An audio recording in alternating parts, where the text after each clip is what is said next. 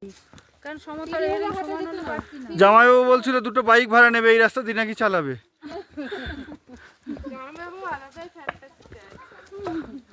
এই যে এই পাহাড়ি রাস্তা, দুপাশে অভয়ারণ্য। আচ্ছা শোনো, এই যে অভয়ারণ্য, এটার নাম কিন্তু সিঙ্গালীলা। সিঙ্গালীলা অভয়ারণ্য, বুঝেছিস মোহিনী? সিঙ্গালীলা, হ্যাঁ, শৈলশিরা, সিঙ্গালীলা ফরেস্ট। সিঙ্গালীলা শৈল। ওই আমরা একটা চূড়ায় পৌঁছে গেলাম। ভাই কোথায় গেছিলেন? আমরা সব ঘুরে চলে এলাম একদম। এটা সিঙ্গালীলা অভয়ারণ্য, জামাইবাবুকে বলবো। ঠিক আছে, ভূগোলে। এই সেই অভয়ারণ্যের মধ্যে দিয়ে আমরা এখন ট্রেকিং করছি।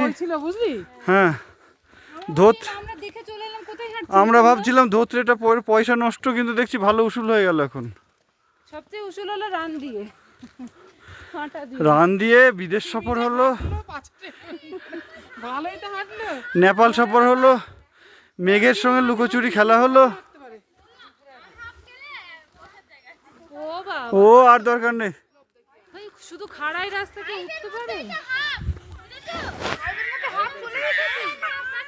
আর দরকার নেই। আরে যেতাম, এরাও যেতে চাইছে না তো।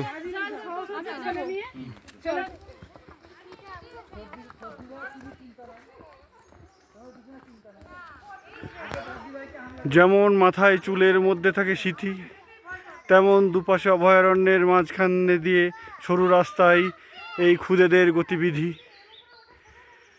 একেই বলে আমাদের ধোত্রের ট্রেকিং। হাতে নিয়ে লাঠি, চলছে এরা হাঁটি হাঁটি উপরে আর উপরে। নিচে কি কেউ নেই?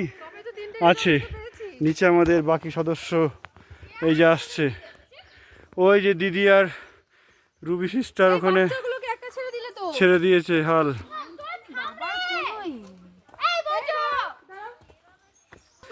একটু আগে ভয়ে কাঁপছিল, এখন কি বলছিস? 1 কিলোমিটার যাবি? একটু আগে যে ভয় পাচ্ছিলি,